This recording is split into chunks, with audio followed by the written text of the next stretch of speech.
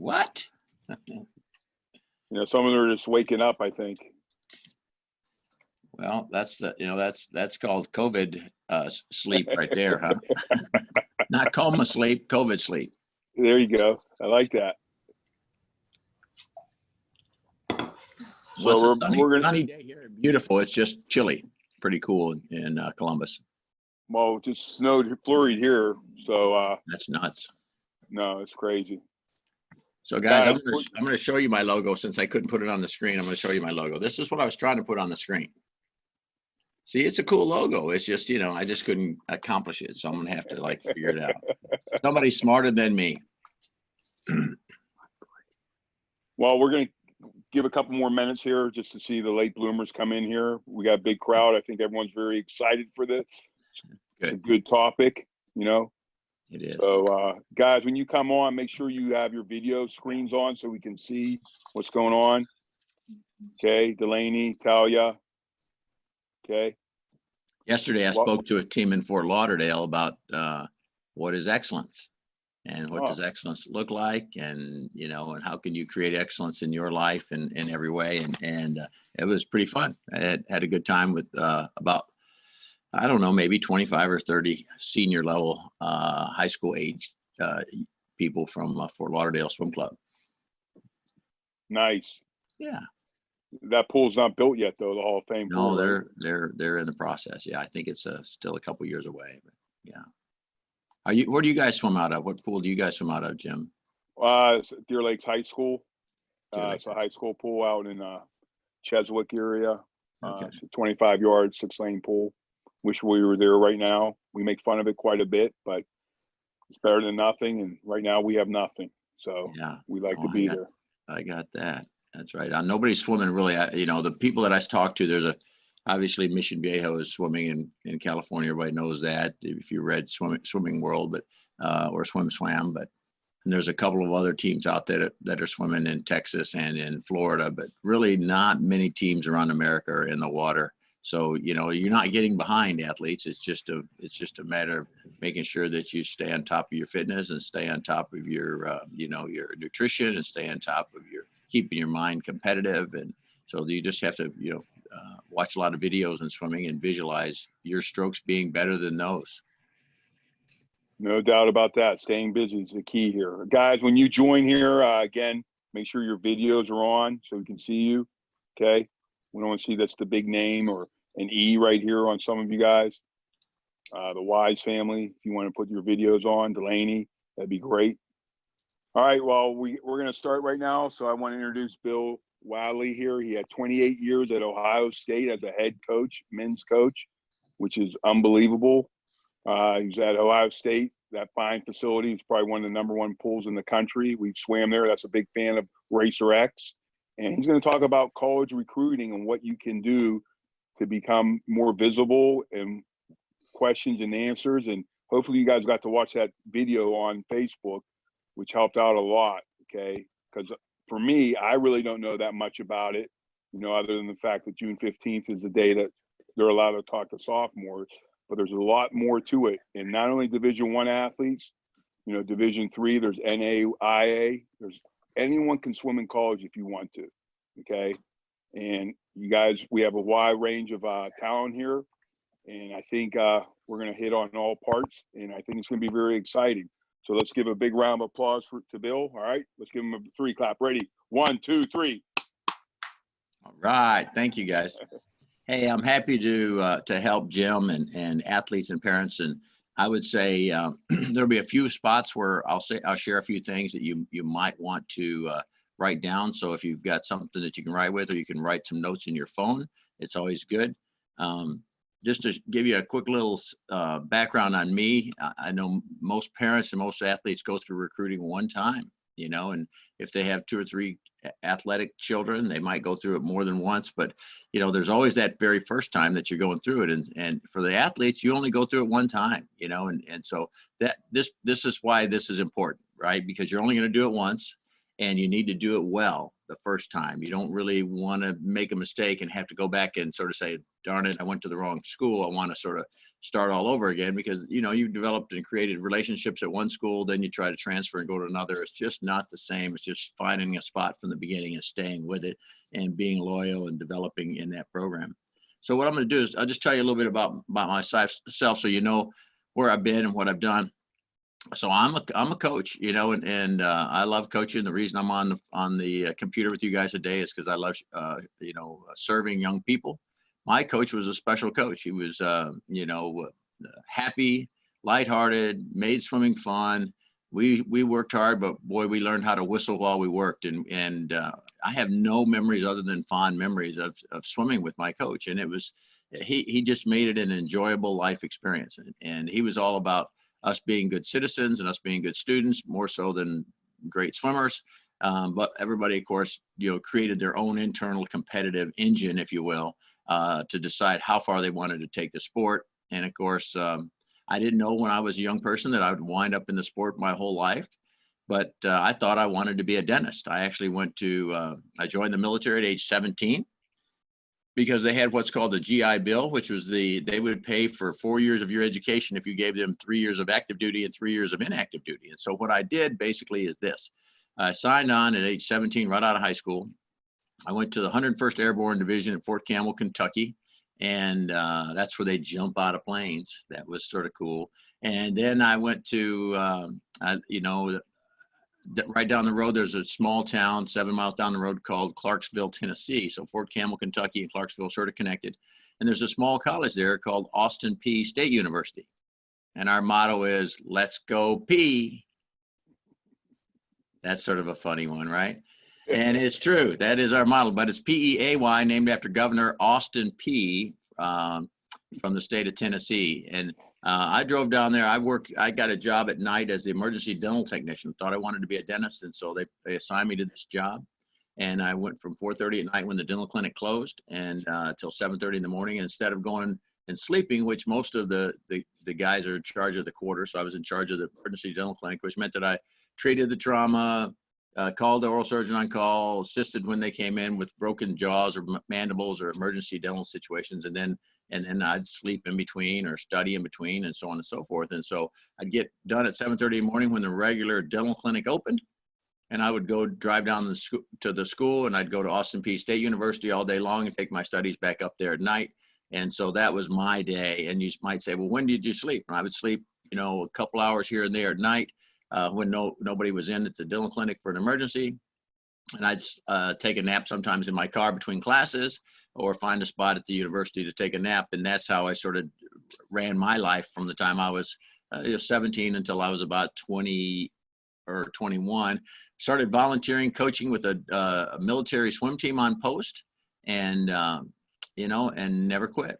Fell in love with working with children. Didn't know that was going to be my passion or my love, but it really ended up becoming my passion and my love very quickly. And I obviously started off with the younger age groups, and so I still love to coach the younger age groups today. And the truth is that, you know, I found something that I love to do. And so I would encourage you guys to think about that when you're thinking about college decision-making processes. What is it that you love to do? Sometimes you got to find out what you don't want to do first before you find out what you do want to do. So I thought I was going to be a dentist. And then when I was in undergraduate school, after I got out of the military, I was 20 years old. I'd served 3 years of active duty, and I had 3 years of reservists.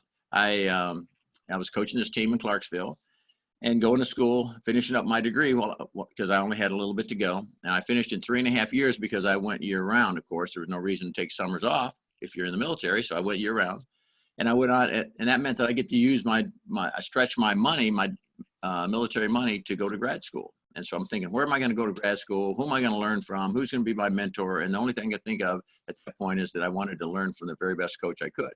And so I applied to the best schools I could, so on and so forth. And while I'm coaching the team there, I met a couple of people who sort of said, you need to go to Alabama. The guy who's there is a former Olympic coach, and he's really good, and he'll help you get a job. And all of his assistants have gone on and done great things. And so I wound up applying to Texas, UCLA, Tennessee, and Alabama.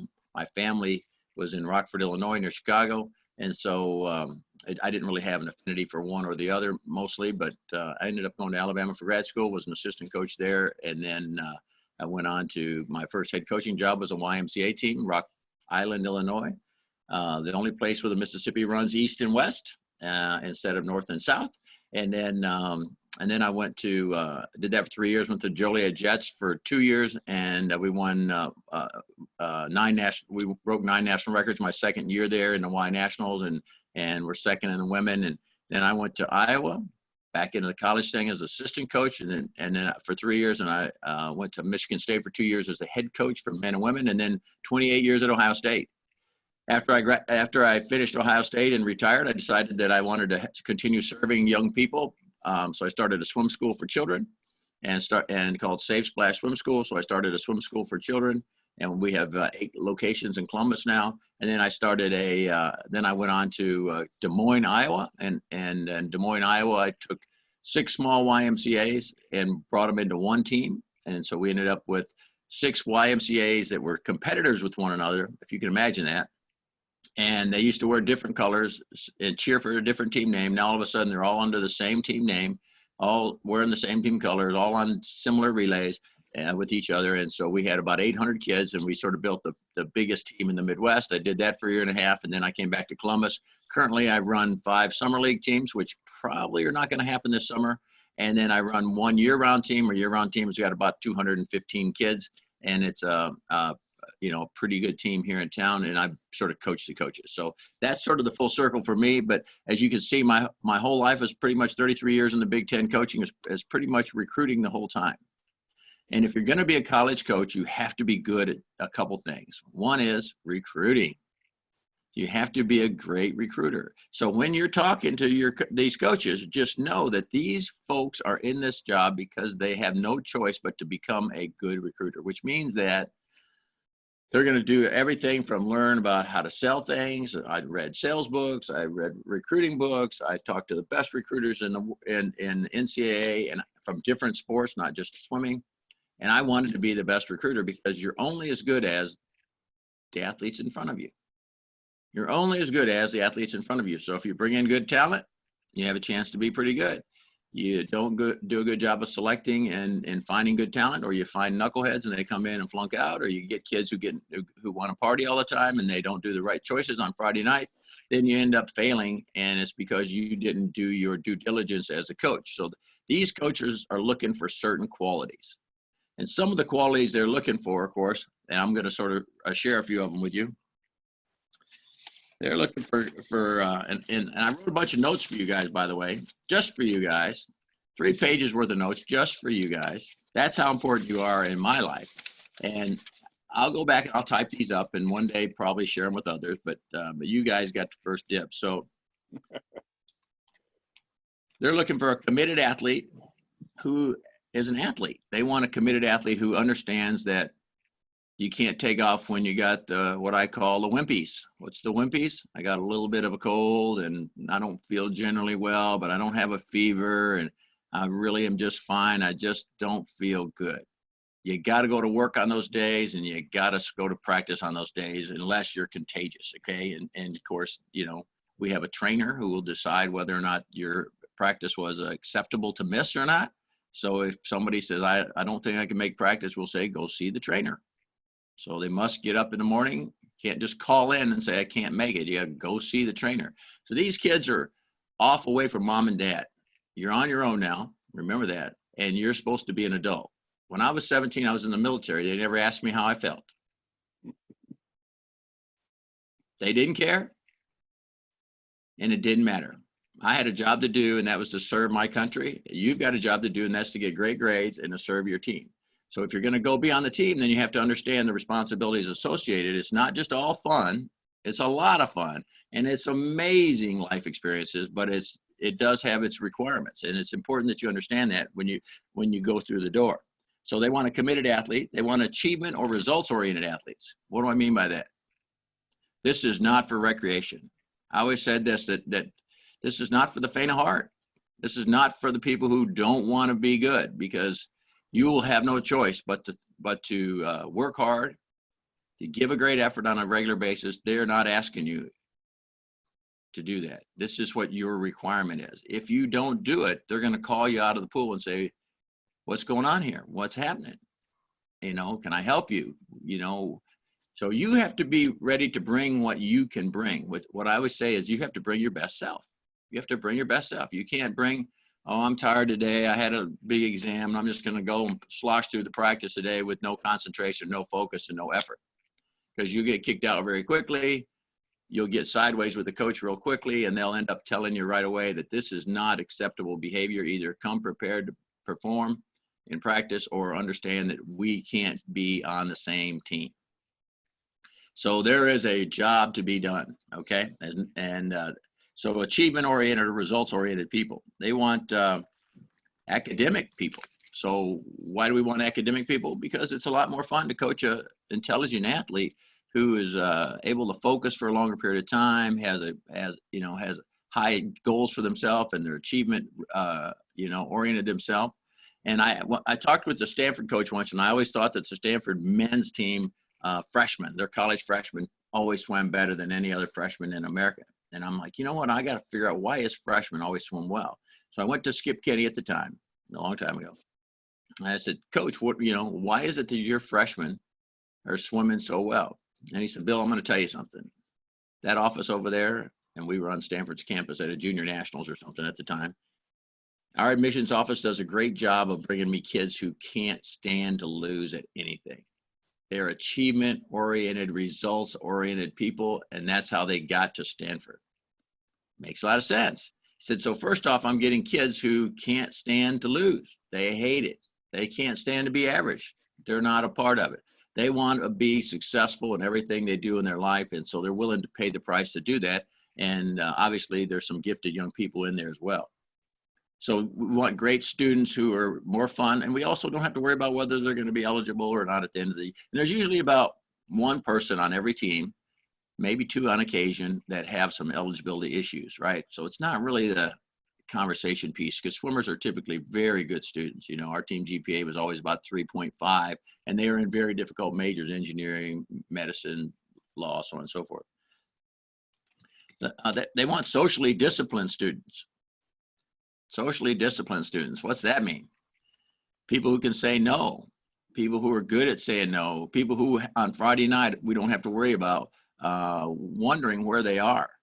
Are they making good choices? Are they the kind of young people that we can trust that they can wear our team logo on a Friday night and represent that team well, that name well? And so it's important for you to know that your requirements are to be all of those things when you walk through the door, and that's what they're looking for. And so if you're going to be less than that, then you're going to have to make sure that you understand that there's probably going to be some issues. It doesn't matter whether it's Division 1, 2, or 3, by the way, or NAIA or junior college, and probably even your club team. Okay.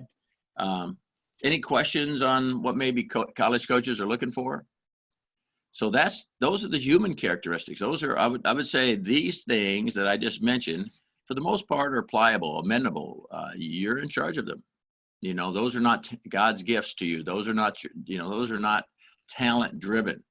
Those are choice driven, right? Am I going to study hard and get good grades? That's a choice. Am I going to make a good choice on Friday night? That's a choice. So choice driven human characteristics are really important. So we want to make sure that we bring a family together of young people who are driven, competitive, socially, disciplined, great, selfless people. So what is a selfless person? Somebody who's, all about the team, not all about me. It's not about, coach, look at me, look at me, look at me. I've got 30 kids on the team and 2 coaches if I'm a single gender coach. If I'm a co-ed coach, I have 4 assistants plus myself. And so it's a little bit different. They can sort of, pare it down into smaller groups, but still you're not going to have the same connection with the head coach that you would. So, for example, Urban Meyer at Ohio State, knows all the kids, but he can't know every kid well. So he counts on his unit coaches to know every kid in their group well. And so the coaches that coach combined or co-ed teams, their job is to find a good coach for the sprinters, find a good coach for the distance kids, take one group themselves, and then, you're going to get to know that assistant coach extremely well. Maybe not as well with the head coach, but the head coach will do the leading of the entire team, and the head coach will coach the coaches as well along the way.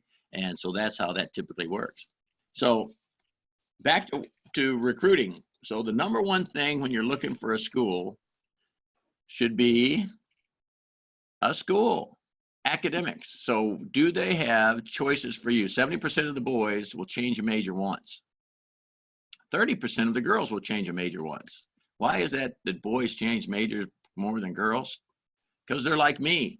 I thought I wanted to be a dentist. I haven't been anything except a swim coach my whole life, and I've loved every second of it, and I've made a living doing that. After I was in undergraduate school, someone said, Bill, I think you'd be a great salesman, so why don't you come here and help me? I'll get you a sponsorship and you can be a real estate agent. You can sell real estate. And so I'm like, okay, that sounds good. I got a little bit left in school. I had about 3/4 left, and so I went ahead and got my real estate license in the state of Tennessee.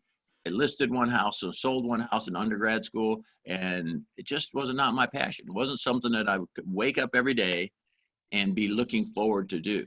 I might have made a lot more money, but it wasn't something that really sort of was on my heart. It was, so working with young people, inspiring young people, motivating young people, and coaching young people was really where my heart was. And it took me a minute to figure that out.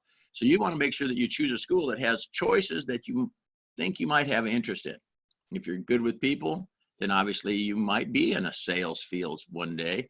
But yet there's so many options out there today. You want to make sure that you go to a school that has several areas that could be an interest of yours, okay? And they need to be pretty good in that area. So that, that doesn't mean they need to be ranked the #1 school in America in that. But if you're a 35 ACT and a 2200 SAT, they need to be a heck of a school, right? And so I always say I got into school through the back door when no one was looking. Right? You got to go through the front door, and they don't do that anymore. But I got in the back door. Somebody opened the back door and I snuck in and got admitted to school. And before you know it, I got a 3.8 GPA, and somebody let me in and I took advantage of it. But it's important for you to think academics is #1. If you couldn't do a sport again, or something happened to you and you chose not to, you got an ankle injury that's a difficult thing to recover from, and it's going to take 2 years to recover from this ankle injury, you're probably not going to swim again in college. So make sure that you choose a school that you would be happy with, that you feel comfortable in, not with swimming, but with academics alone, and then add swimming in. So the next thing is obviously athletics. You want to find a school that, that can fit your needs. So as Coach said, Jim said, there's Division I. What is that? That's the big major schools like Pittsburgh and Penn State and so on and so forth in your state, right? Villanova, whatever, Syracuse, so on and so forth. But at the same time, there are a lot of Division I schools that are smaller Division I schools, like an Ohio University, University of Dayton, Wright State University, so on and so forth, that are smaller, Southern Illinois University, that are smaller Division I schools that you can go to that are still Division I, but they're smaller Division I. Now, it's a little bit easier to get into them, maybe. It's a little bit easier to be on their team, maybe. But that doesn't mean their coaching is any significant difference, right? So it's important to sort of take a good look at all the different levels. So what's Division I can offer scholarships. The girls get offered, there are 13 scholarships for girls. That's all 4 classes, by the way. What does that mean? Take 13 and divide it by 4, and that's about the average number of scholarships they can offer out each year. The guys have 9.9. I know you're probably figuring out who's the 0.9, right? Well, it's a skinny kid sitting next to you, right? So the 9.9 means the coaches are dividing them up. Oh, by the way, this is swimming and diving. So this is not just swimming. This 13 for girls and 9.9 for boys is swimming and diving, all 4 classes. So divide 9.9 or 10.0 divided by 4, right? So you can see right now we got 2.45 scholarships in each class on average. And each class, I would try to get one athlete in each event: a freestyler, sprinter, a backstroker, a breaststroker, a butterflyer, right? An IMer, a distance swimmer, right? There's 6, and a diver, 7. 7 divided by 2.4. Go ahead and figure that out, athletes. What is it? What's the number? Come on, you math geniuses. What's the number? Spit it out. Take a guess. Surely you know that. 2.4 divided by 7 is what? 3 something, right? So you're talking about 30% is the average for the men if they're all really good. If they're all really good. So the average scholarship for the men at the highest level of Division I that are really good. So the kids in your state that go 138 in the 200 freestyle, for example, on the boys, and 149 for the girls ish. That's the 30% kid. And you're thinking, whoa, that kid's pretty good. And I'm saying, yeah, they're pretty good. But now guess what? 149 doesn't score a point at the Big Tens, and 138 doesn't get a point at the Big Tens on the guy side.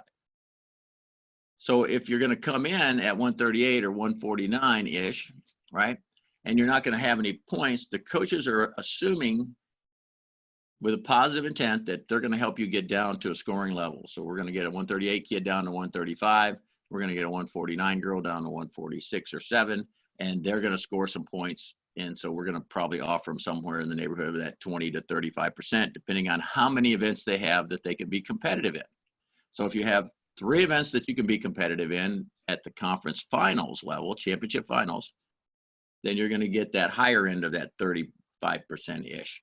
If you only have 1 event that they believe you can be competitive in, and your other 2 aren't, then you're going to get the lower end. You might be 10%, right? And so they're going to recruit kids that they know are going to score points. Their job, by the way, let's keep it real, is to create a winning platform for their university and their team. So that means that they have to come up with a plan when they're recruiting that's going to help them create a winning team, right? So John Hargis at Pittsburgh has to create a winning team in his conference, and he has to look at all the teams in this conference, which are very good, and then they got to figure out a way to compete in it, right? And he was an Olympian. I mean, he was a pretty good swimmer, so he knows how to coach. So number 2 is make sure that you understand athletics and how it works. So Division I, they have scholarships. Division II, they can have scholarships, but don't always have scholarships. They can have scholarships, but they don't always have scholarships. You have to ask or go ask, do you guys offer scholarships, and does your school have them? So when I say they don't have to have them, that means if you go to a Division II school that doesn't have them, that means their athletic department doesn't have the money to provide for them. That doesn't mean they couldn't offer them if they had the money. They can, but they don't have the money to provide for them, okay? But they still have a swimming team, so we're cool with that, right? If we had to choose between don't offer a swimming team and offer a swimming team with scholarships, we want opportunities for you guys to swim, right? So the next level is Division III. Division III are the Kenyans of the world, the Dennisons of the world, the Division III schools, Emory of the world. There's the Division III schools. The coaching is just as good as Division I. Sometimes it's even better. The Division III schools are smaller schools typically. And I give you an example. At Kenyon College, there are 1,500 students at the school. 1,000 of them are athletes. They all do some sport. It's pretty amazing, really, when you think about it, And so some of the smaller schools, the uniqueness of it is that everybody is on some sort of sport team or they're involved, and so it's sort of there's some unique opportunities there that are sort of fun, and it's just not going to the University of Florida or going to the University of Texas or whatever, right? So there's a NAIA level school, which is not a part of the NCAA, but they have their own level, and there's a handful of those, like 20-something NAIA schools. And then, of course, there's junior colleges. Some junior colleges offer scholarships too. So some Southern California, there's a couple in Florida, there's a few junior colleges in and around the Midwest, but most of the schools are listed as Division I. That's the major, bigger schools in the bigger conferences. Division II, which is a smaller number of schools, and they're typically sort of the mid-range size schools. Not but they're not typical. So McHenry University, for example, in St. Louis, right? They're Division II school, right? University of Charlotte or something of that nature. So they're University of II school, so Division II school. So it's important to sort of know the differences, and you can sort of see that online where they compete at. When you're looking at athletics, you want to look at a couple things. So when you're looking at athletics, you want to look at a few things. And I would say this: try to put a little notebook together. Down the left-hand column of the notebook has all the schools you're talking to or interested in, right? On the top, all of your things that you value. quality of the academics? Do they have my major? You know, 2, maybe it's the coach, the assistant coach. What are they like? Because I'm going to tell you that you're going to spend more time with the head coach and the assistant coach at that university than any professor or anybody else on that campus. So you must have a relationship. You've got to be comfortable with them. You've got to eventually become friends. And you know, and that means that you can't go there just because your friends went there, or you think, oh well, I'd like to go race that kid, right? Because you know, if that kid is gone tomorrow and graduates, then did you go there for the right reasons? So then it might be facility, it might be, you know, other activities on campus, whatever you value. I think I would say 1 is academics, 2 is coaches, 3 is facilities. You know, maybe the 4th one might be financial. Can I afford it? And the 5th one might be area or region. You know, what area or region am I in?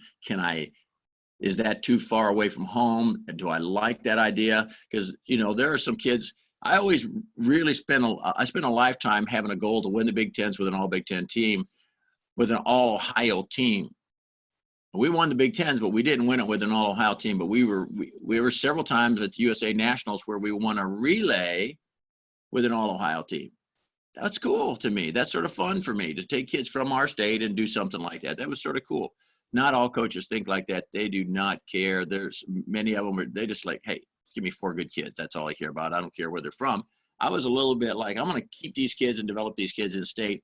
But I think it's important for you guys to sort of think that, you know, about what's important to you. You know, is it important to you to be on a bigger team that's a deeper team, a smaller team? You know, and I always say you don't want to go in on the team and be the number 1 person on the team. You don't want to be the last person on the team.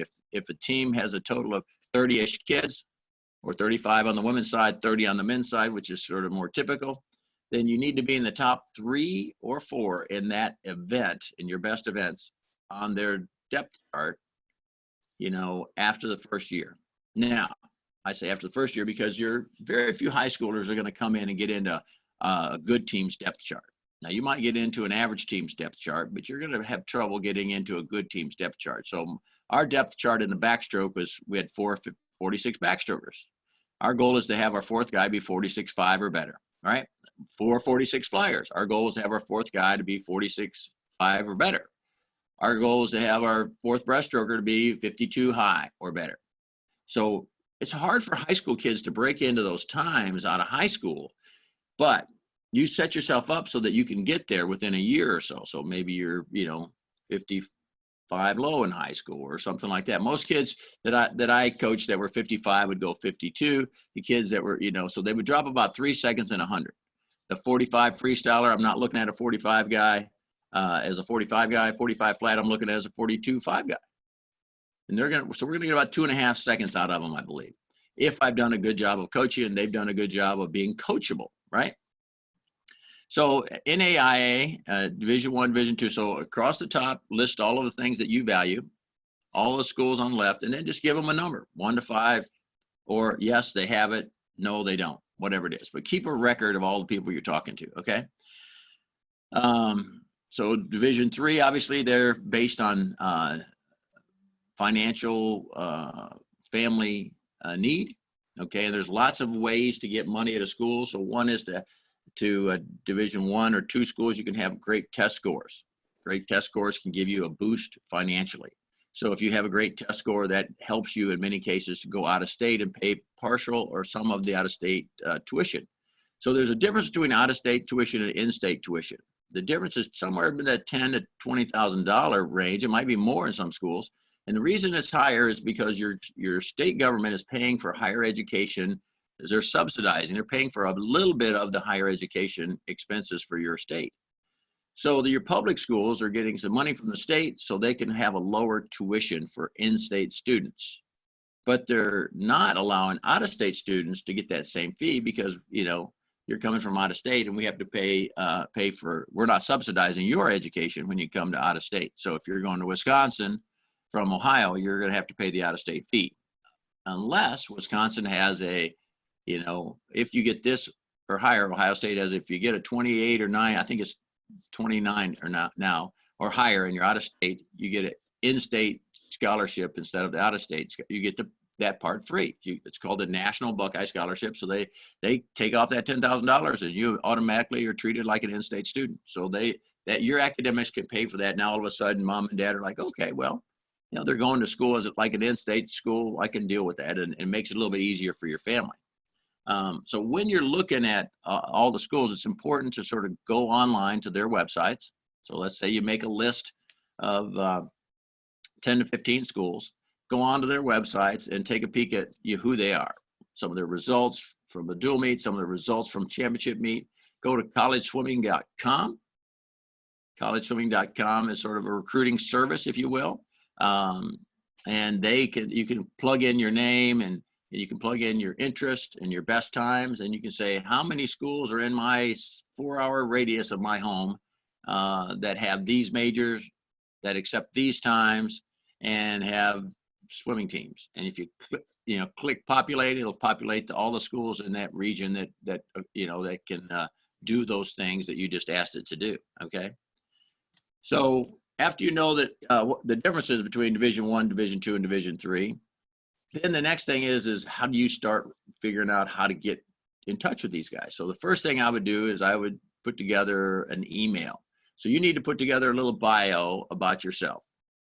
Okay, so put a bio. So that means you need to put the email together that says, my name is, my best times are, my height, weight, measurements are, my coach's name and contact is, and this is how long I've been swimming. This is what I've been doing currently. Keep it sort of shorter. Don't make it too many paragraphs. It's not going to all get read. Remember, these coaches are receiving, dozens of these letters every day, right? And they're talking, maybe in the beginning, they're looking at maybe 500 kids to get, as we said, maybe they're getting 7 guys or 7 girls.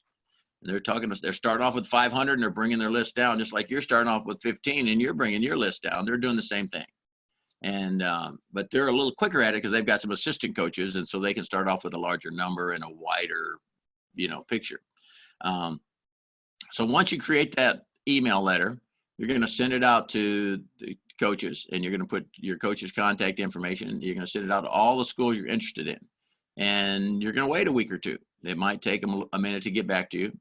Many times they won't get back to you right away because that's not the item of the moment that I have to deal with, right? So they've got other things that they're dealing with on a daily basis too. So that's going to sort of either go to an assistant coach, or it's going to go to a director of operations, or maybe it's going to be something that's sitting on their desk for a few days, and then when they get a minute, they'll sit and respond back to you. If you email it to them, it's even better. Just email it to them. It's even better instead of sending it in a letter. And then at that point, just, after about 2 weeks, get back in touch with them. If they haven't touched base with you, then you touch base with them again. Hey, coach, just wanted to double check to see if you received my email, blah, blah, blah. And hope you're well, and so on and so forth. And I'm really interested in taking a look at your school. And I'm going to be over there for a swim meet this fall sometime, or in your area. Would it be okay if I were to take a swing by to say hi and take a tour, right? And so I'm going to ask the athletes to own the process. What do I mean by own the process? So I want you to own the process by doing this. This is your experience. You're trying to choose where to go to school for you, not for anybody else. Now, obviously, there's parameters. There's some things that, and obviously I'd like to drive a Ferrari, but I'm not driving a Ferrari. Actually, I wouldn't like to drive a Ferrari, but, if I did, that's a pretty cool car. And so I think it's important that you realize this is yours. This experience is for you. It's about you, and it's about you finding a good place for you to grow for the next 4 years. Grow academically, grow the strength of your mind, grow athletically, grow the strength of of your heart and your muscles, and achieve some dreams in your sport. And so tell the coaches, okay, coach, I'm going to be available on Tuesday night from 7 to 8:30 for phone calls or text messaging. I'll be available on Saturday from blah, blah, blah, 2 to 4 for phone calls. Each day, if you text me, please don't text me during the school hours. I'm going to respond to text messages from 8 to 9:30, whatever it is. But if you text me after that time, I'll wait till the next day after school. So You know how that is. If they send you a text message, you're going to feel responsible to do what? Text back. Am I wrong? You're going to feel like I better text back, else this coach is going to dump me and move on to, my teammate, right? And so what you need to do is set the parameters. They'll love it. The college coaches love it when you say, hey, coach, I'm available for phone calls on this day and this day. Can we set a time that's a regular time during this period?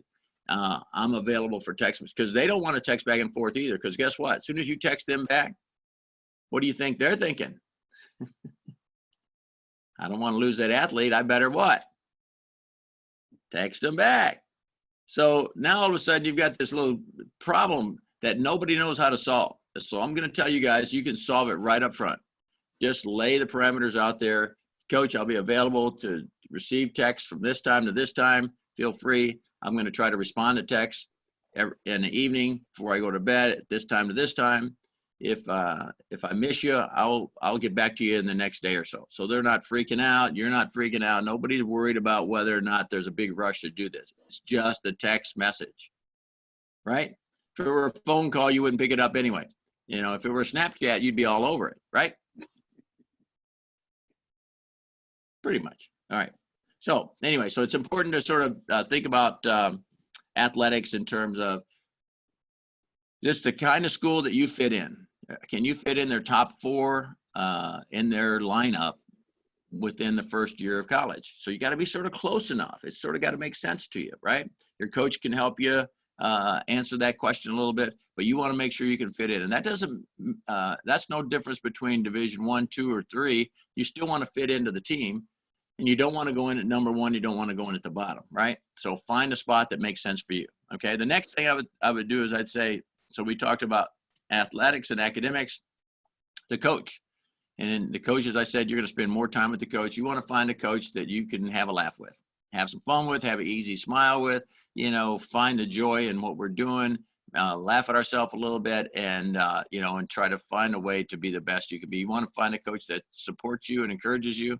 And the way you do that is, that the consistency of your conversations is X, whatever the consistency of your conversations are. So if you're consistently, I called Caleb Dressel every Sunday night at 7:00. I called Ryan Lochte every Sunday night at 7:00. It was a standing date. I had a date with Ryan and a date with Caleb when they were high school seniors, right? And so you want to create that kind of, relationship over time. And, what's interesting is I'm still really good friends with Caleb and really good friends with Ryan because of the fact that I was very consistent. So they got to know who I was in a human way because of my behavior. My behavior was regular. It was consistent. It was honest. And I think that you're going to hear that and feel that through the process. So take notes, and when they tell you things on these text messages or these phone calls, don't just delete them. If it's something that's got some importance to it, you take a picture of it, save it in your phone, whatever it is, print it out, put it in the notes section of their, if you're looking at 15 schools, you need to have a note section for each of those schools so that you can compare apples to apples, right? So you need to keep good record. So the coach is really important. And I would say that it's not the most important. As I put it third, right? The next one is probably financial. Mom and dad might put it first, mom might put it last, but depends on who's paying the bills, right? And so it's one of those things where parents want their children to go somewhere where they're going to be cared for, where they're going to be looked after, where someone's going to be genuine with them and someone's going to treat them fairly and help them grow in this next 4 years, and it's going to be a good model and a good person for them. And so one of the parents is typically really looking at that aspect of it. You should do that too. One of the parents is typically looking at, man, this is going to cost us X. Can this fit into our family budget? And that's an important thing to remind yourself of. So when I was a young person, I knew that I couldn't go to college unless I paid my own way. It was as simple as that. And I wasn't a good enough swimmer. And I only swam 4 years of my life. I swam in high school only. And so it was one of those things where I might have been good enough had I swum a couple more years, or gone to a smaller school, but I just made a choice to do what was right for me. You have to do the same. So you have to say, this is what I want to do.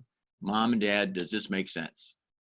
does this fit into our family situation? And I think that's a fair way to do it, and they'll get back to you when they feel like they can. And of course, they want to know the numbers. What do the numbers look like?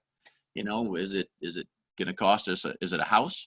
So it's very expensive to go to school nowadays, right? When you go to college now, it's, the average school in-state school is probably 25 to 30,000. The out-of-state schools are, sometimes 40 to 50,000, and so getting some academic money, getting some financial aid based on need, all of those things are important. So you'll want to know what those are. The FAFSA, free application for federally subsidized aid, FAFSA, free application for federally subsidized aid. FAFSA, you want to fill it out early. Don't do that late in the process. Do it early in the process, because they'll give you, and you can actually go online and you can parents can plug in their numbers and see what is typical with their current family financial situation. I have 3 children or 4 children. This is what we earn. And that's the kind of aid you might get. So you might get that aid, you might get academic scholarships, and you might be able to apply for additional scholarships. So start those early so that you can sort of get a jump on the kids in your class, right? So financial is important, and that for the athletes, it's probably not as important for you guys because you're not going to make that final decision. It's probably important for you to just sort of, if someone says, hey, I think I've got a spot for you. So coaches are offering spots now earlier. So they're recruiting freshmen, getting to know freshmen. They're recruiting sophomores, juniors, and juniors are making decisions between Thanksgiving and, spring of their junior year now. Most people have made their decision, and you can see it. So in some sports, in soccer, women's soccer, they're making offers to 8th graders, lacrosse, and they're making a commitment to them for a scholarship. And they're telling these kids that, we've got this scholarship for you in this year. And the kid makes a commitment as an 8th grader. That's really hard to do if you can imagine being an 8th grader. So, but I think being a 10th, 11th grader, it's a little bit easier to do. And certainly if you have, if you're a senior and you still haven't decided, there's still opportunities. You don't have to worry about it. There's still plenty of opportunities, but it's just going to be that they're narrowed. So the coaches start filling their roster. What do I mean by that? Those 7 spots that I was talking to you about, if they have that for 4 classes, that's 28-ish kids. And I just told you the guys' teams are typically keeping about 30. So you can see there's a couple other extra spots there. The girls' team are keeping about 35 kids on the average. And so you can sort of see that, they're taking about 8, kids in each class, and a diver or 2. And so that's sort of how this is working out. And so that means that they're only going to take probably 1 kid in each event. They're not going to take 4 breaststrokers in this class. They're not going to take 3 butterflyers in this class unless they just can't find. So it's important for you to sort of know where you fit into this. And the only way to do that is to ask questions. Coach, how many, how many butterflyers are you hoping to get this? I'm a 200 butterflyer, 100 butterflyer. How many flyers would you typically take on a year? Ask that question. I'm a distance swimmer. How many 400 IMers and distance swimmers would you take in a class typically? And they might be, they'll typically say, it depends on how good you are. If you're 348 coming out of high school in the 400 IM and you're a 415 as a girl, we'll take a whole bunch of them, right? But if you're 406, we don't have any spots for them, right? And if you're 440 for the girl, we don't have spots for them. So what I mean by spot is a position on the team, one of those 7 or 8 spots, right? So it's important sort of have that picture in your mind of, okay, this is a very competitive thing, and that's why we want to start early, looking at schools, talking to coaches, whenever we happen to be in that area, take a drive-by and take a look at the school, get a sense for the campus, talk to the coach, and maybe set up a meeting, right? So the location is, in my mind, is the last piece of this. So the 5 pieces. Location is, if you were to put a pin in the middle of Pittsburgh and draw a circle 4 hours around it, you could probably find a whole mess of really good options, right? A whole mess of really good options. You've got West Virginia, Penn State, Pittsburgh, Villanova, so on and so forth, right? Syracuse. So you've got all of these options, right? And you might want to sort of start ruling out some of those options now in your mind and in conversation with your parents, so you can start saying, okay, well, now we're down to this many options in this 4-hour range. So do we need to go a little bit further? and you might need to go a little bit further. Or I've got a coach from California who's a Division 2 or 3 school or whatever, and they're really interested in me. Can we do that kind of thing, and the guy who's at Claremont Mud Scripts in Claremont, California, Charlie, was a Denison assistant coach, and I know him really well. He'd be a great role model. If my son or daughter wanted to swim in college, he's Division 3, and he wanted to take them in, I would let my son or daughter go to California because Charlie's a great role model for kids. And so I sort of feel like you have to get to know the coaches a little bit and really make sure that you connect with them and you understand who they are and what their values are. Okay. So there is, as Coach mentioned, there is a place for everyone. So there's a place for a 1-minute 100 freestyler guy. There's a place for you. It's a little bit harder to work, but my former teammate of mine, Tom Kocha, coaches at Simpson College, which is in Indianola, Iowa, just south of Des Moines, 15 minutes south of Des Moines. It's a small school, Division 3, and a minute freestyler would be just fine, whether it be girl or guy, it doesn't matter, so they are sort of a lower level team, and so it's harder for kids that are in the middle. So let's say you're a 55 freestyler girl or a 48 freestyler guy. Those are the harder ones because you really can't go to Division 1 at that point, right? Unless it's a really small Division 1. You might be able to make it on a Division 2 team, but depends on the number of spots that they have available. And so you're probably going to be looking at Division 3. And a smaller Division 3, not the best Division 3, because those times the 55 and 48 are, sort of, that's the lowest level of Division 3, right? And so I think it's important to sort of have a picture in your mind of, the schools, and that's why I like going on line, checking their results, and getting a mental picture of how good their team is, right? So if you went to Simpson College, you'd see that, that they have a small team, they need plenty of kids on their team, and there's spots on the team to swim. But they don't have a lot of money to put into swimming. Okay, so I think I got just about everything. So now we can sort of talk a little bit about your questions, moms and dads, and sort of roll through those and coaches' questions. Okay. All right. So you guys is there a chat box here? Yep. Okay. You can just ask them.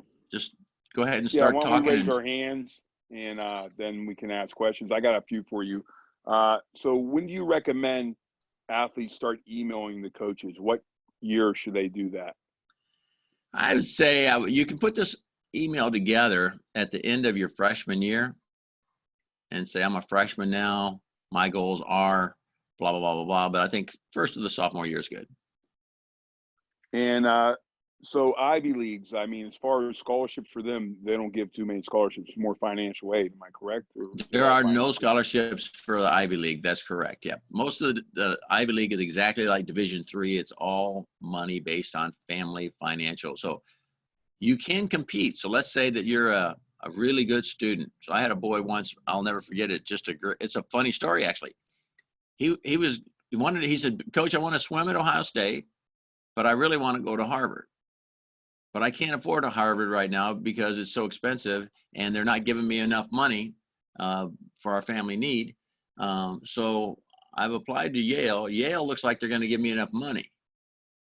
I'm going to use Yale against Harvard to get more money for Harvard. If I don't get more money at Harvard, then I'm going to come and swim for you at Ohio State.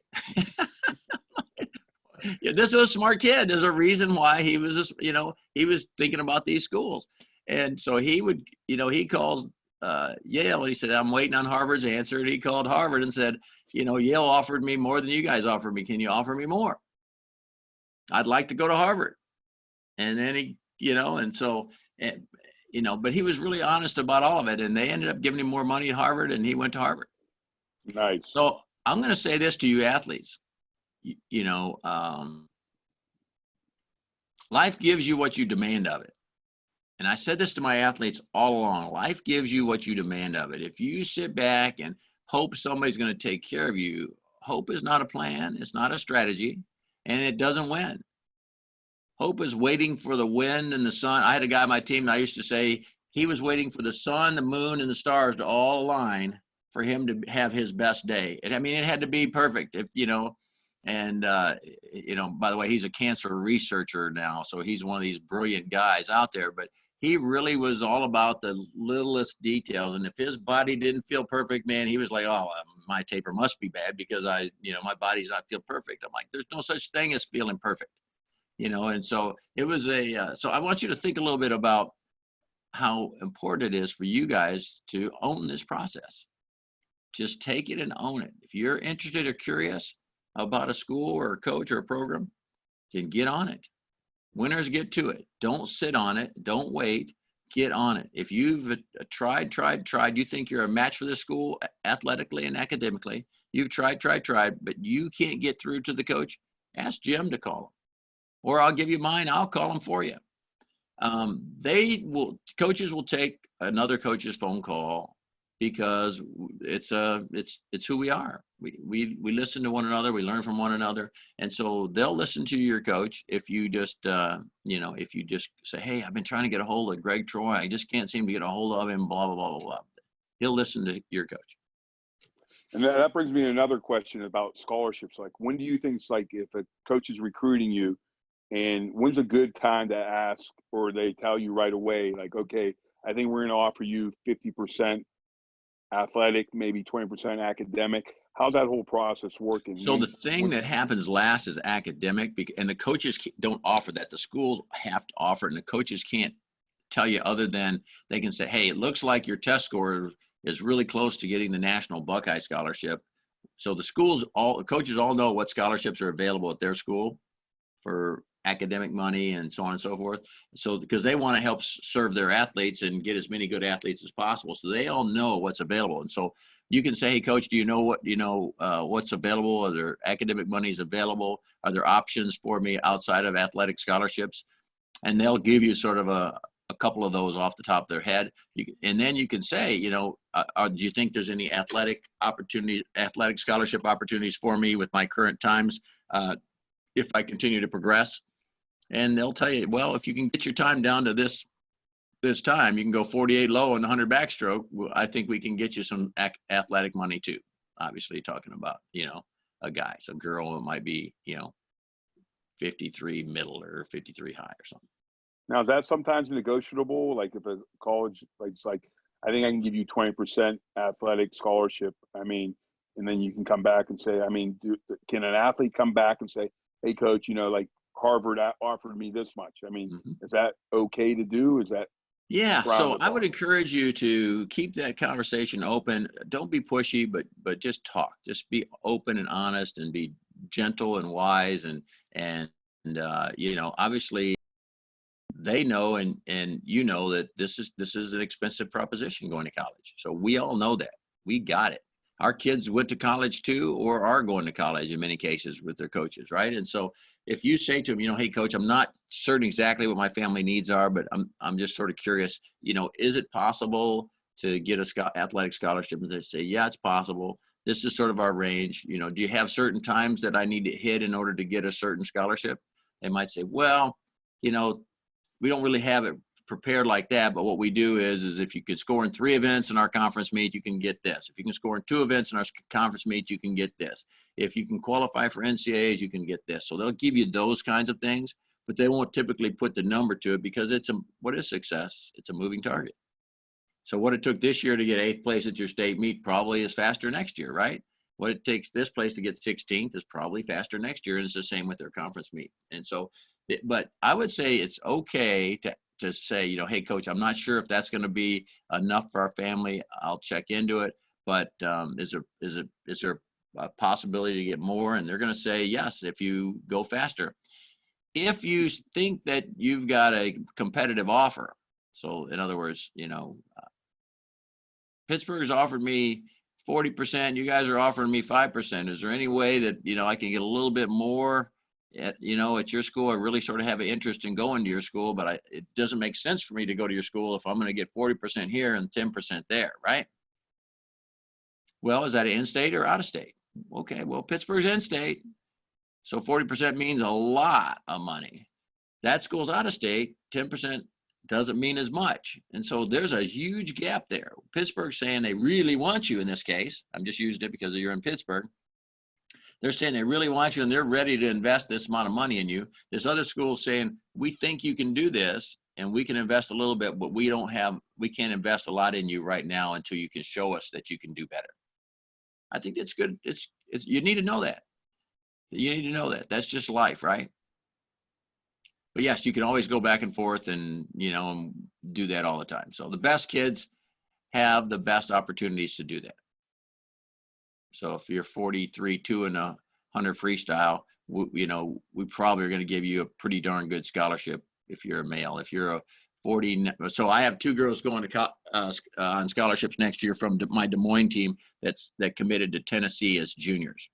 They're both going to Tennessee this fall. Both of them are on. One of them's on a significant scholarship. She was 22.4 in a 50 free and 49 in the 100 free, and she's on a significant scholarship. The other one's on a pretty good scholarship. She was 52 in the fly and 53 high in the back. And so I sort of in 447 in the 500. So I sort of feel like, the more good events you have, the better the more doors are open for you, of course. Yeah. Other questions? Zoe? Yeah, I have a question. So, what do college coaches look for on recruiting calls? Not to stay on there forever. Okay. So we're like you. We might have 6 kids that we need to call today, right? So we want to get something done. So we might have a plan of action. So the plan on this call might be, today we're going to talk about our facilities. Next week, we're going to talk about the city of Columbus. Next week, we're going to talk about our academics. Next week, but we're not going to try to do them all because, that's just too much to put into one call. And you can't really go in depth with it and you can't do a good job of sharing the information. So each call, the coach has probably got a message that they'd like to share. And then I think for you as a student on each call, you should have a question or 2 that you'd like to get answered. And so on your first calls, with every school, you should try to get those first 2 questions answered. On your second call, try to get those next 2 questions answered. Does that make sense? Mm-hmm. And so just try to get yourself to sort of say, okay, I'm going to try to gather information slowly, but I'm not going to stay on the phone with them for 40 minutes to do that, right? Mm-hmm. Okay, thank you. Yeah, you're welcome. Questions? How about academies, Coach? As far as academies, we have a couple kids who are interested in maybe going to Naval Academy or something like that. Is that something they should email the coaches right now too? Yeah, some of those things, you've got to get, some real support, and you've got to do some interviews, and some of these things are going to take a minute. So if you're interested in academy, you definitely want to start earlier than later, and so I would definitely email the coaches as well, because they need to sort of see that you're academy material. And what do I mean by that? Academy material, right? Yeah, hopefully you're pretty straight-laced and you understand that this is a real job and that you've got service after your sports and that you're going in for that purpose, not just to be a student at that school. So if you're going to go to the Naval Academy or whatever, there's a real serious job upon graduation that you're going to, right? So it's not like you're just going because, I sort of, I want to say I went to the Naval Academy. It looks cool, right? And I'm a swimmer and blah, blah, blah, blah. You've got to really think about and do some research on what does a Naval Academy cadet look like? What are their requirements, and how difficult is it to get in, and so I would definitely start early on that. But yes, absolutely email the coaches, because the coaches can give you a leg up. They can point you in the right direction. They can save you some time, right? And so all of those things are valuable. As our team, speaking of Racer X, we only, during the fall, winter, and spring, we only swim one day, one practice a day. And then in the summer, we do doubles 3 days a week, where most teams do doubles maybe 4 days a week. When these guys write their letters, do you think they might want to put that there, that, we don't do too much yards? Because I would think as a college coach, you'd probably feel like, well, these kids are really got more potential to go. No doubt, Jim. I think you're right on that. So athletes, you should definitely say, our program is only able to do singles. So, we don't do doubles. As a result, I think I have, quite a bit of, development still left in me. Yep, absolutely. So I used to, make a living off of developing athletes who were, good, but not great yet, but I thought could be great, and so I had kids go from 49 in the fly to 44 and break Big Ten record, from 49 in the back to 45 flat and break a Big Ten record. I had kid go from 225 in the breaststroke meters to 211 and be fifth at the Olympic trials, and so I made a living off of finding those kids, and they were in the Midwest. They're right around the corner. There's some of you, right? And so I'll share this with you, athletes. So that, and I want you to write down. Okay. Now I haven't asked you to write anything down yet, although I'm sure you have. This one I want you to write down. They're not better than me. No one's better than me. They're just in advance of me. No one is better than me. They're just in advance of me. And I'll explain what I mean by that. So let's say I'm a 16-year-old girl. By the way, I work with a 16-year-old girl right now who's 50.4-ish at 22.9. 54 low in the backstroke. And so she's a pretty good little swimmer. She's 16. She's just coming on, and she's looking at schools. One of the schools she doesn't have on her list is Cal Berkeley. And I said, hey, I'm sort of curious to know that it doesn't look like you have Cal Berkeley. And she says, well, I had them on my list, but they're too fast. I can't make it. I said, really? Why do you say they're too fast? Yeah, well, their girls go 47, the 100 free, and, they're all 48 low on their own, but their relay legs are 47. They're just way in front of me. I said, okay, well, so they're 6 years in front of you. A 22-year-old senior in college has 6 years more of training, 6 years more of technique work, 6 years more of learning about strategy, 6 years more of working on strength, 6 years more of becoming mature, 6 years more of developing confidence, 6 years more of having a good coach. 6 years more times all of these things equals those times that you're talking about right now. So never assume someone is better than you. They're just in, everybody, advance of you. That means they're in advance of you. They have more time and grade. They are closer to their 10,000 hours. So don't allow yourself to think so that you can't do it. So I've had kids go from 57 in the breast to 51 in college. It's an amazing thing. I mean, I learned so much about the human piece of athletics and how good you guys can all be based on coaching young people. And what I found is that I was typically always wrong. They always could go faster.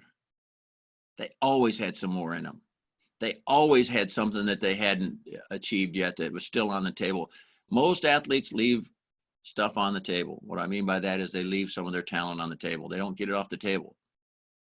They didn't do what was required. They didn't work as hard as they could. They're not as coachable as they could have been. They didn't watch as many videos. They didn't learn at a faster level.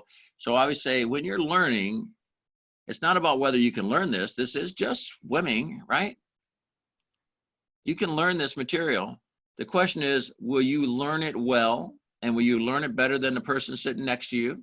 Will you learn it better than the kid across town? And will you learn it faster than them? Will you learn it faster than them? So what I mean by that is this.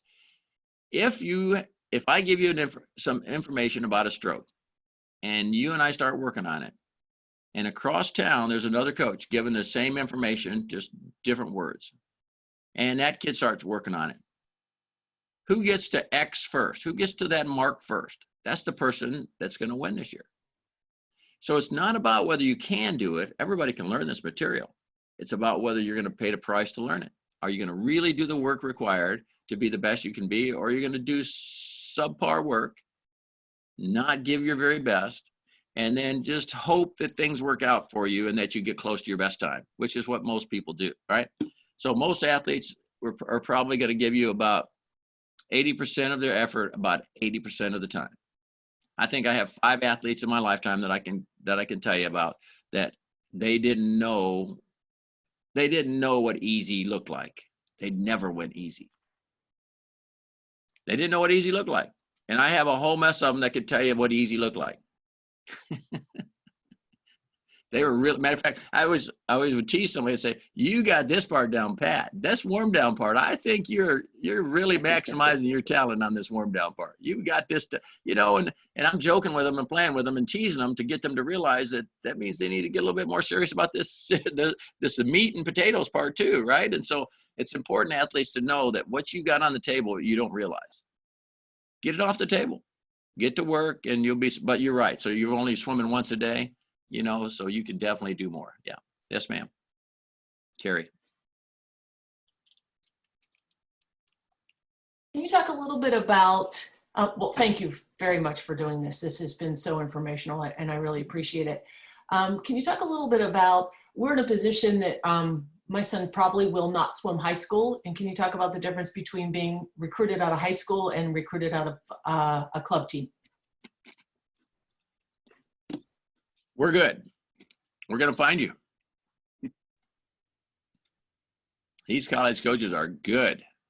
They find you. If there's somebody that gets missed, it's a rare thing. And it's funny because coaches are looking for that diamond in the rough. They're looking for that kid that is not on everybody else's radar, that's really good and ready to pop, and they think could be really quite a swimmer. They want to sneak in there and grab one or two of those every year for their 7th and 8th spots, right? And some of them end up being their best swimmer, and 2 years from now, they end up being the best kid on their team. And so they're going to find you, whether you're swimming club or high school or YMCA, or it doesn't matter. We're going to find you. If you're hiding behind a bush, we're going to find you. So swimmers, we know who you are. We're going to find you.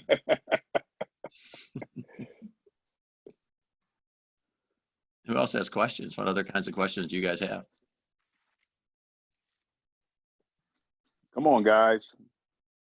Is there a chance? It doesn't have to be about just recruiting. If you've got a college swimming question, what's it like to swim in college? That's totally fine. We're on. Fast girls. Go ahead. Okay. On top of like sports and academics and commitment, what can you do on your application to really stand out?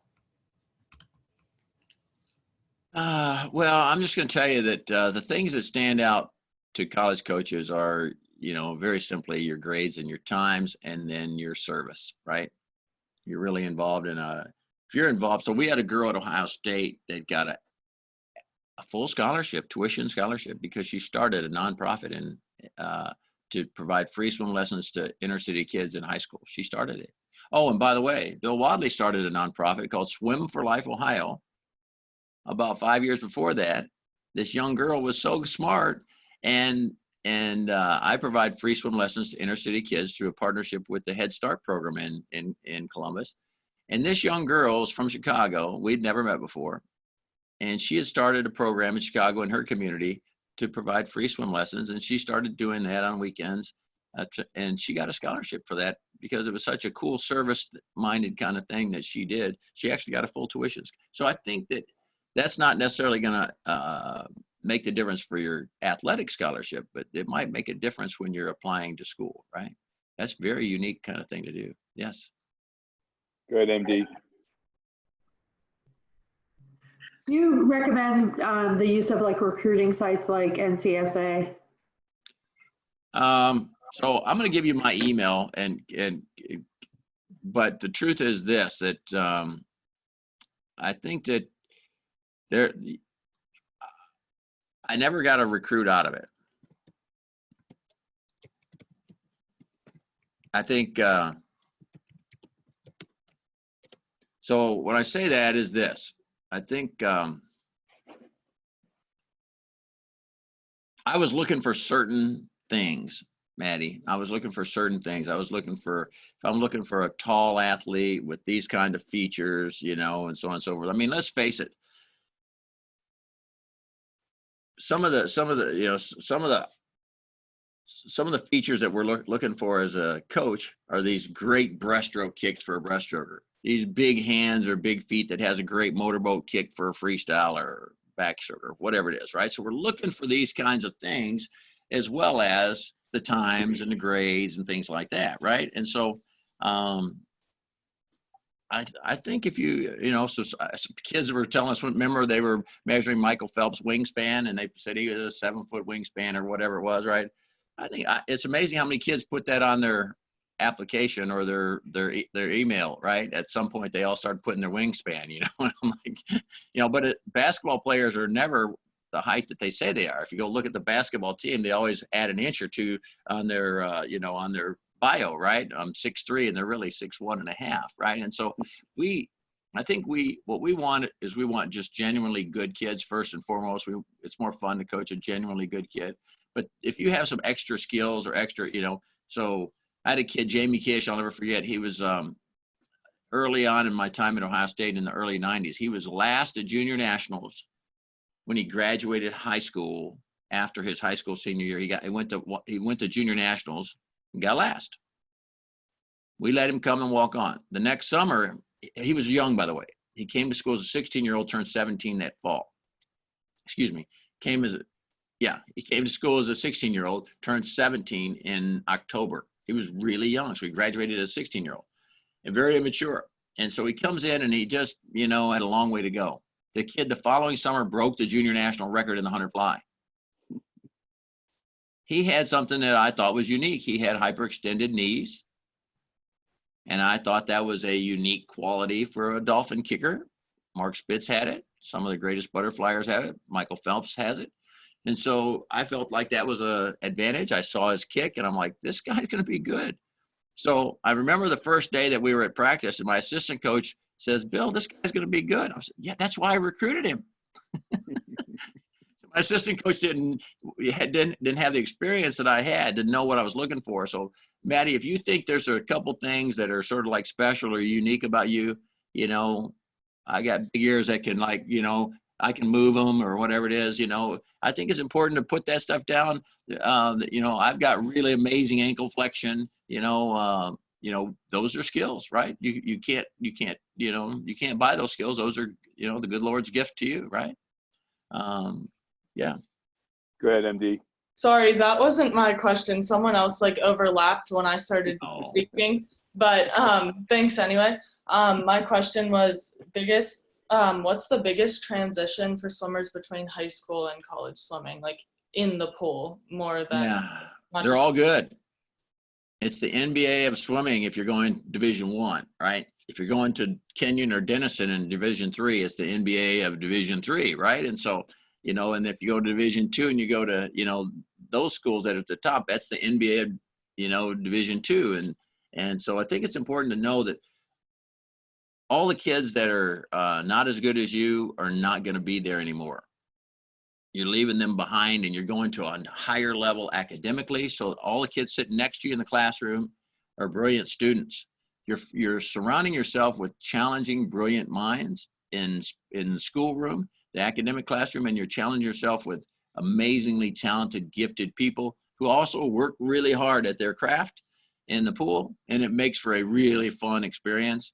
But boy, there's no easy days, so I'll never forget, I had a kid come from Indiana who's a pretty good state champ in the backstroke.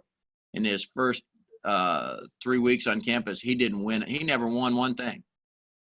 I don't think he was in the top 5 in anything we did. And he was a state champ and supposedly a great swimmer, and all of a sudden he's like questioning himself thinking, am I really any good anymore? Yeah, you just won the state championship, really. Remember that? It's not that long ago, And so I think the big thing is you can't lose your confidence because you're going to around more talented people like yourself. So you got to remind yourself that, that they're just in advance of me. They've had a year on this campus. They know a little bit more about the school. They feel comfortable in their environment. Right now, I'm still learning about this. I'm new to campus. And so all the freshmen, it's amazing how you grow as young people. So I always said, we're going to have a sophomore coming out party. It takes a year to sort of get to know the coach, get to know the system, start doing weight training hard. In your guys' case, you're going to do doubles every day or 3 or 4 days a week, depending on the team. And so it takes a while to adjust to all of this new challenges, and you're going to adjust to the academic challenges because in high school, how many of you don't work real hard but still get good grades, right? Don't work super hard but still get good grades. It's not going to happen in college. The professors do not care about whether you're a nice kid. They're just going to give you a grade. Now, if you do research for them and you're doing some extra stuff, now they'll get to know you a little bit, but most of them don't get to know you like your high school teachers are going to get to know you. So yeah, I definitely think that that you're right about that. I would say if you have some gifts, you know, develop them further, but the transition's a little bit challenging, but that's why you're good. That's why you're going. The truth is there's nothing you can't handle. Just like this COVID thing, there's nothing we can't handle.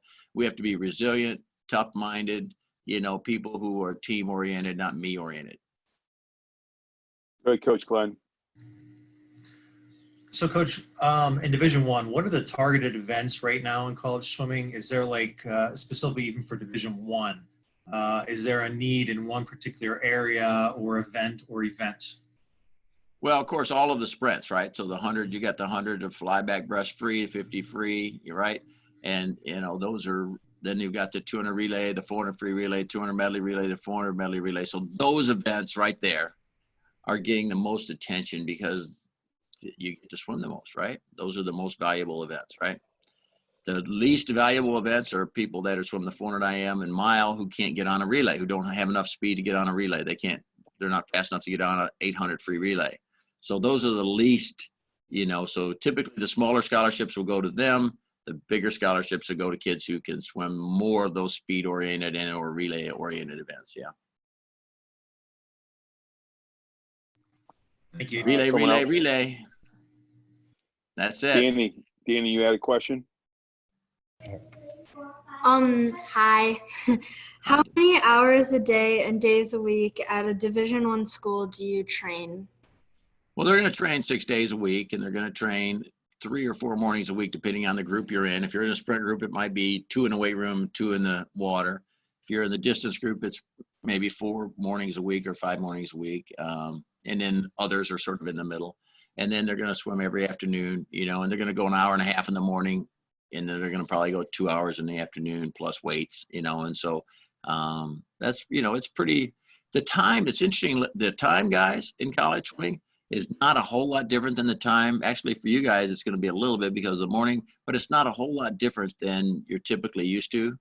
The volume is probably not a ton different. You know, if you're a distance swimmer, maybe it goes up a little bit, but the volume, it's not the volume. It's not the amount of time you're spending. It's the challenge that you're getting. So the people next to you are good. So when you push off the wall, they're not going, you know, 55s anymore. The guys are not going 55s anymore from the push off. They're going 51s and trying to go 49s. The girls are not going 59s anymore or 101s anymore. They're trying to go 55s and 56s. And, you know, and so things have sort of changed in that way, you know. So, Coach, I got another question here. When you were at Ohio State, how many full rides did you give athletes there? Is that something uncommon? Yes, very. You know, I think I probably gave 3 of those in my 28 years. They were all Olympians. So But with I that, did increase scholarships for a lot. So one of the things I was very, very proud of is that each year I tried to take kids who were on small scholarships and give them a little bit more scholarship based on their progress, right? So I would save a little bit of scholarship money from my recruiting money for that year to help the current kids on the team because I felt like we were going to get faster each year. And so we would have 5 or 6 kids every year get an increase in their current scholarship, which is not normal. But I think it's a good thing when you can find a coach who's willing to do that. You should ask that question when you're being recruited. You know, coach, is it possible to increase my scholarship as I get faster over the years? It's a good question. good, MD.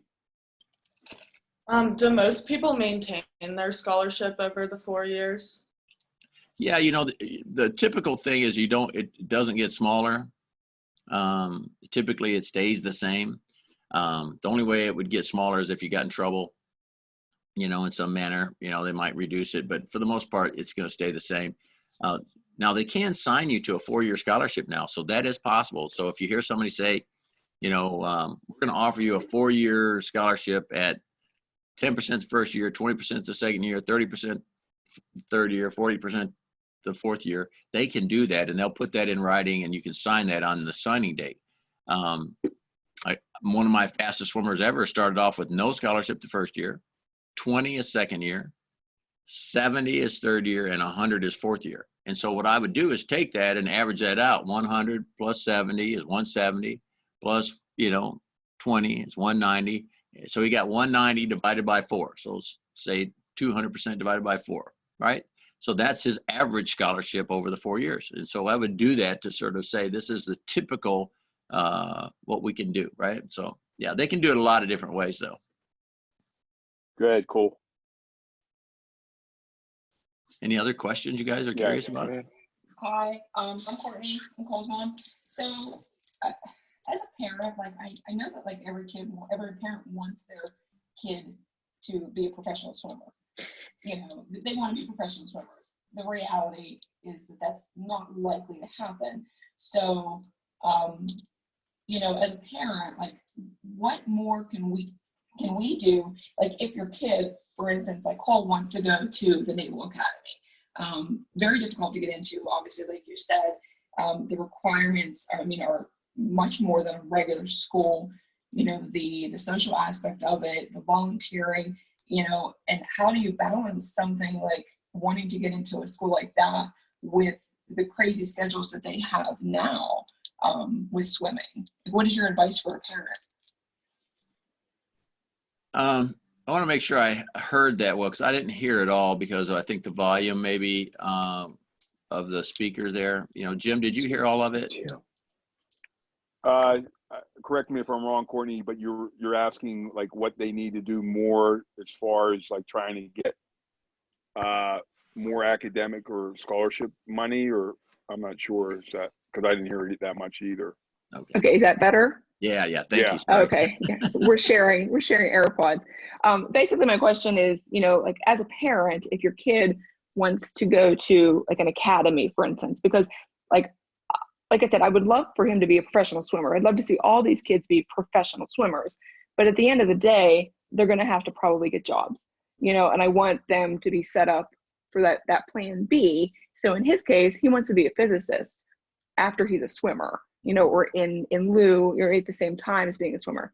So for a kid that wants to go to an academy, what as a parent can I do to help him get to that stage, to be noticed, especially with the crazy schedules that they have right now. I mean, Jim, like, for us, it takes us an hour and 10 minutes to get to the pool. So we every day will have about 5 hours devoted just for him to get to your practices. So how would we squeeze in additional things as he like gets to his senior year, for instance? I mean, he has 2 years of high school left, but basically just want to set him up for the best possible options. Well, so you said a couple of things there. Thanks for putting the headset on. I didn't really hear it the first time, so that's a pretty good question. So first off, I don't think that other than support and providing opportunities for him to possibly do private lessons with coach or whatever it happens to be, to go to a camp and meet a coach. So if he's interested in Naval Academy, go to the Naval Academy camp this summer with Jim's permission, of course, right? And so you get to know Bill. I know Bill well, and he's a really good guy, and I would recommend him as a human being and as a coach. But sometimes that's good to sort of meet and sort of maybe they can get a little pull for you. They can sort of help guide you a little bit by you developing that relationship with them. So that can help on occasion. I don't think that you personally, other than having your son get a couple extra private lessons with coach, he's got some skill things that need to be developed, whatever it is. He can't seem to get enough time right now. So, we're going to get him out to coach a little bit more, and we're going to do some private lessons with coach. I do think one-on-one. So when you are in a group setting, you guys all swimmers, you guys don't know this, right?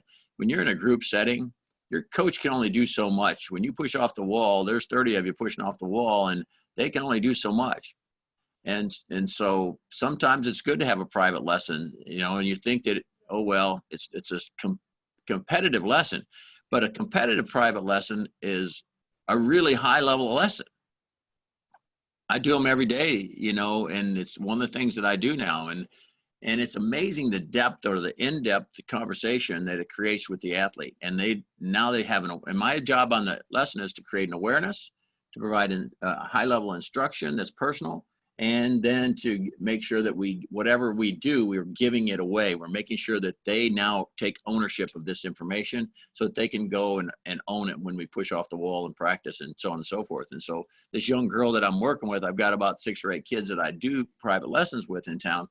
And it's amazing how much they can improve when they're one-on-one, because there's a distraction when they're with their group. There's a distraction. The training is a distraction. The time that we have together as a group is a distraction, because I have to manage the group as a coach. It's almost like I'm a manager / coach. I'm not just a coach. I'm a manager. I got to manage the safety of the environment. I got to manage the improvement of the practice. Then I've got to come back and try to figure out how to manage that person's individual skills when all the kids are, have some things that they can improve on. So I'm a big proponent of high level private coaching stuff that you might do with your coach. That's my personal thing. Jim, I don't know if you've ever had time or done any of that, but boy, I found that my best athletes always stuck around after practice. I had time after practice, but not everybody has the pool to be able to keep doing it in, right? They have to get out of the pool. They got to walk out of the pool and so on and so forth. And so anyway, but sending them to a camp could be helpful. But I think other than that, I think your son has to be the one that sort of takes the bull by the horns here and has to decide that this is for him. Oh, and by the way, there's no such thing as professional swimming. There's maybe 30 professional swimmers in America. And so if there's only 30, that means it doesn't exist, right? It's just a handful of post-Olympians who are hanging on to the next Olympics, who are using swimming and their life experiences to talk to companies and do speaking engagements and clinics to make some money so that they can pay for their rent the next month. And they might get some endorsements. And so only the top people, the Caleb Dressels of the world, the Ryan Lockeys of the world, Katie Ledeckis of the world, only those top people are really, really what we would call professional. The rest of them are semi-professional wannabes, right? And they would love to get a big check, but they're not. They're just paying rent. And that's all it is, And so nobody goes to college for the purpose of becoming a professional swimmer. I can tell you that, including Ryan and Katie, and they didn't go for that purpose. They went to college to get an education. So just remind yourself that you're not going to college for swimming. You're going to college for academics, and swimming is one of the things that you do while you're in college. And yes, if you choose to go to a high-level school, there are high-level commitments that go along with that choice, right? That's no different than going to a high-level academic institution where there are high-level academics that go along with going to that school. It's the same thing, So, is that helpful? Yes, thank you. You're welcome. Any more questions, guys? So, Bill, I know you offer this service at your on your online service, as far as like if someone needs some help to try to maybe get some more college looks at. I mean, is that something that you would do with some of our group here if they wanted Yes. to use you? Yeah, so I do that with a small number of people each year, where I'm providing sort of a scouting or recruiting service for them by helping guide them along the path and answer questions for them along the way, and sort of meeting with them once a month on the phone or whatever it is, and their family. So I do that, but I don't, it's not what it's not something that I want to spend my life doing, but I do that for a dozen kids each year, so. There are some spots available. If there's people who need help, who want help, feel free to reach out to me with my email that I included in there. Very good. Any more questions, guys? We took a lot of your time here, Bill. I really Was it helpful? appreciate it. Oh, I think so. How about you guys? You think it was helpful? The most important thing that I said today was they're not better than you. They're just in front of you. Advance. Of you. That's okay. You can say front, but I don't like front of you because it seems like that when you use that word. I like advanced, meaning that they just have more time. They've had a little bit more time, but I'm just as good as them, and I think that's an important piece. Okay, so keep that in your head. Anyone else? I mean, before we sign off here, don't hold back. I mean, if you have something you want to try to ask, this is the time, okay? Because like he says, everyone here has a shot to swim in college in some type of level. That's right. So, you know, I really appreciate it, Bill. This was very helpful for me too. Let me just ask you one more question. On June 15th, when colleges are allowed to call sophomores, what do you think, like, as a sophomore, you should be ready to be prepared for?